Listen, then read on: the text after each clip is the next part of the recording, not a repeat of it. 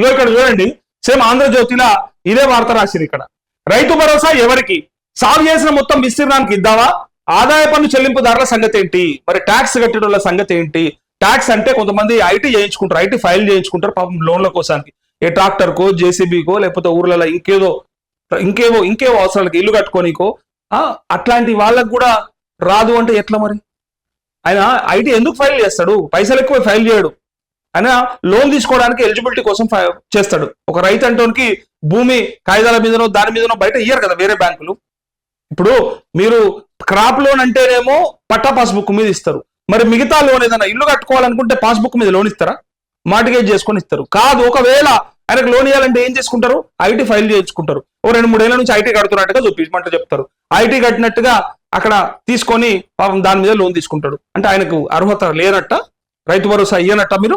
దాంతోపాటు ఇక్కడ సింగరేణి 4వ తరగతి ఉద్యోగాలకు ఇవ్వాల్సిందే, ఇగో 4వ తరగతి ఉద్యోగులకు కూడా ఇవ్వాలని అంటా ఉన్నారట. సింగరేణి వాళ్ళకు అట్లే 4వ తరగతి ఉద్యోగులు. మరి ఇంకొంచెం అటు ఇటుగా మరి వేరే ఉద్యోగుల పరిస్థితి ఏంది? మరి అందరి ఉద్యోగాలు అందరి జీతాలు ఒక తరీకాలు ఉండవు కదా.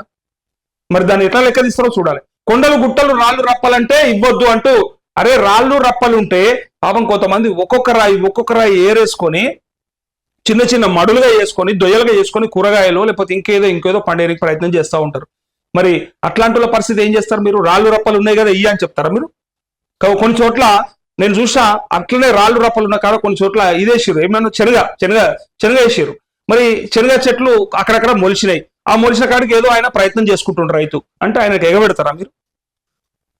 మరి అట్లాంటి భూములల్లా మరి కష్టపడి సేద్యం చేసే రైతులను మరి వదిలేస్తారా అనేది ఇక్కడ డౌట్ ఉన్నది.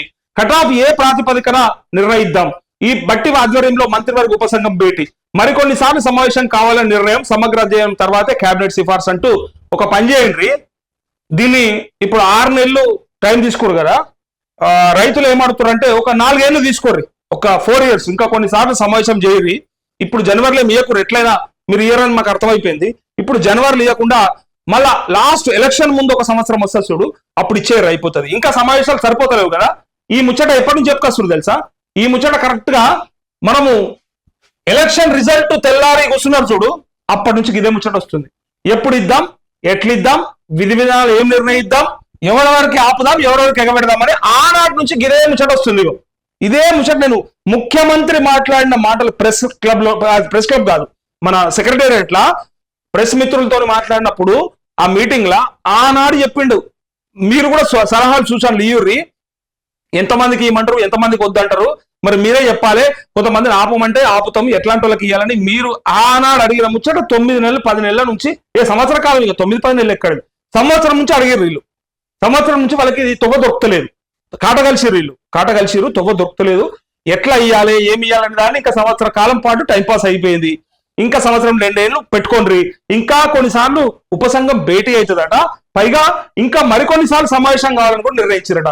మీరు అసలు కూర్చొని మాట్లాడుతుర్రా, లేకపోతే టైంపాస్ చేస్తుర్రా, లేకపోతే అసలు మీకు చేయడం చేతనైతే లేదా? నేను అంటా ఉన్నా డైరెక్ట్, మీకు చేయడం చేత కాకపోతే అసలు డైరెక్ట్ గా ఒక పని చేయండి, రైతు బంధు ఏదో అది కంటిన్యూ చేసేది. నేను డైరెక్ట్ గా రైతుల పక్షాన్ని అడుగుతున్నా, మీకు చేత కాకపోతే ఈ రైతు భరోసా విధి విధానాల ఖరారు చేయడం మాతో కావట్లేదు, మేము ఇబ్బంది పడతా ఉన్నాం, ఎవరికి ఇవ్వాలి ఎవరికి ఎగబెట్టాలని తెలుస్తలేదు, మరి ఎవరితో కంట అవుతామో అని చెప్పి భయపడతా ఉంటే కనుక చెప్పండి.